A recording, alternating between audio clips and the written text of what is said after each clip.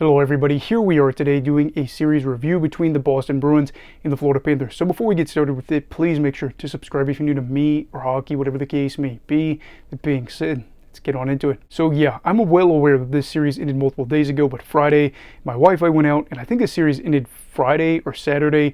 Saturday it was at a festival with my wife, and I kind of promised her we'd go to that, so I couldn't really just say, hey, after all this was done, we have to do videos, so I went and did that. Sunday, realized that my wife's brakes had gone bad in her car, and I also had to do some other stuff, so I had to take her car into the shop. I had to just do other stuff, so it was crazy busy. So this is more for people that enjoy the series reviews. I'm well aware this may not get a ton of views, but if you enjoy these videos, I do want to put them out there, and I do think they're important. So kicking it off with game one, which was down in Florida, we wouldn't see any goals in the first period, and it actually wouldn't be until past the 30-minute mark that Matthew Tkachuk would get anybody on the board with his first goal, and then Morgan Geekie would respond for the Bruins to make it a 1-1 game. And then we would see Boston Bruins rookie Mason Lohrei score a goal for the Spoked Bees.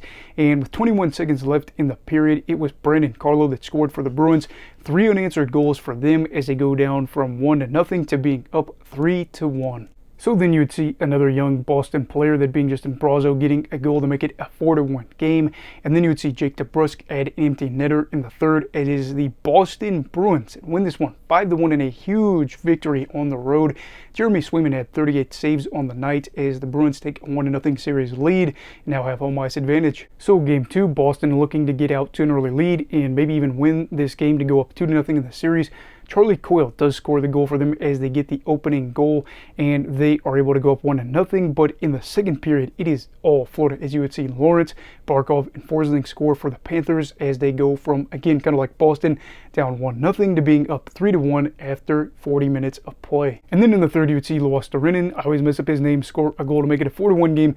Jeremy Swayman would be pulled in favor of Linus Ullmark, and you would see Alexander Barkov score, I believe, a power play goal in this one, and then Brendan Montour score a shorthanded goal, as it is the Panthers that go from losing 5-1 in game one to winning game two 6-1. The Bruins end up just getting 15 shots in this game as the series is now evened up. So game three is in the Garden, and this is where the Panthers are trying to regain home ice advantage. They get the opening goal as they go up 1-0, and it is actually them out shooting Boston 13-3 as we saw the Bruins struggle to get shots in game two. And really what's ironic here is it's not the first period where Florida breaks through, it's the second. Vladimir Tarasenko and Carter Verhaeghe score goals off the power play in the second period as the Bruins end up seeing a 3-0 deficit, and things don't really work well for them in the third, as you would see Brad Marchand end up missing the final frame of this game, and this is where the Panthers start to turn it up a bit too. In the third, you would see Brendan Montour score another power play goal for the Panthers, as that is their third of the game as they go 4-0. Jacob Loco ends up scoring a goal for the Bruins though, as they are now on the board. It's 4-1. Jake DeBrusk ends up getting another goal to make it a little bit interesting, as it's 4-2. Problem is they are running out of time. Jeremy Swayman ends up getting pulled, and it is Sam Reinhart that adds an empty netter to make it a 5-2 game. Andrew Peeke ends up taking a penalty late in this one, and it is another power play goal for the Panthers, as the man that started all this off, Evan Rodriguez, ends up scoring another goal, this one being a power play goal. So the Panthers end up winning this game 6-2, thanks in part to 4 power play goals, as they are now up 2-1 in this series. So of course, game 4 is in the Garden, and the Bruins are looking to go down 3-1 in this series, as they are now without Brad Marchand in this game. Not a problem though, because David Pastrnak and Brandon Carlo end up scoring goals in the first as they build a nice multi-goal lead after 20 minutes of play, and are thinking, hey, we're not in a bad spot to end up evening this series up. The shots are relatively even in the second period, but it is the Panthers that end up scoring a goal, as Anton Lundell gets one to make it a 1-score game, as it's now 2-1. Then in the third, you would see a man that was not liked in this series by Bruins fans score a goal that maybe Boston fans were too thrilled about, that being Sam Bennett on the power play, as it's now a tied game at 2-2. Later in the third would be Alexander Barkov that would get the go-ahead goal to make it a 3-2 game, where the Bruins would end up losing that by the final score of 3-2.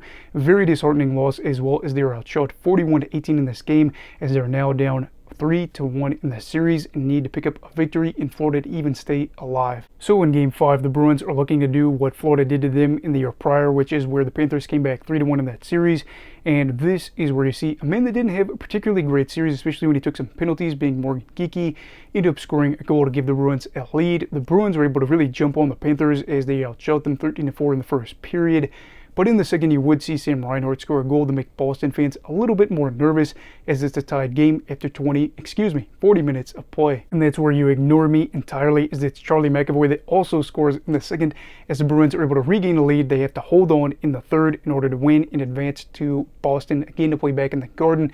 They do that as Jeremy Swayman just allows one goal. Neither team scores on the power play, as the Bruins win a close one and are able to go back home and try to push this one again back to Florida and get that game 7. Or maybe they get a little bit of revenge like they would want against Florida from the season prior. So another do-or-die game for the Boston Bruins, as they would see Pavel Zacha score the lone goal of the first period as they're up 1-0. Now, I'm going to be honest, in the second we would see just one goal again, this one being by Anton Lundell, as this sets the stage for another big period for the Bruins. They need to be able to win in the third, otherwise their season is over. There would be one goal scored in the third period, but unfortunately for Boston fans, it's Gustav Forsling, as the Panthers end up winning this game 2-1 in the series 4-2 as they move on to the Eastern Conference Final, and Boston is knocked out of the second round. So looking back at this series, the Florida Panthers are able to win thanks in part to being able to win by a big margin or winning the close games. Now, I will say too, Sergei Bobrovsky had multiple games where he had 20 shots or less that he had to face. Light work for a goalie. I know sometimes, you'll have a goalie where he'll allow more goals in that situation, but if you allow 2 or less, you're going to be in a great opportunity to win this. The Panthers ended up seeing their power play come in clutch on a few occasions, whereas the Bruins games 2 through 6 ended up seeing their offense disappear, as they scored 8 total goals and never scored more than 2 goals in any of those games, as they, again, in the Toronto series, struggled to create offense, but this time they're headed home instead of advancing. And Boston had some weird penalties, as they had 7 penalties for too many men on the ice in this series. Just all around not a way you want things to go, as you are the underdog. So for the Boston Bruins, another good year, but not a year they're able to go on a deep run, as they are once again looking to win that first championship since 2011 and try to get back to the Eastern Conference Final at least for the first time since 2019. And neither one of those things happened, as they try to rebound, maybe see if some younger guys can contribute, maybe be a little bit more healthy as the playoffs approach next year if they make it.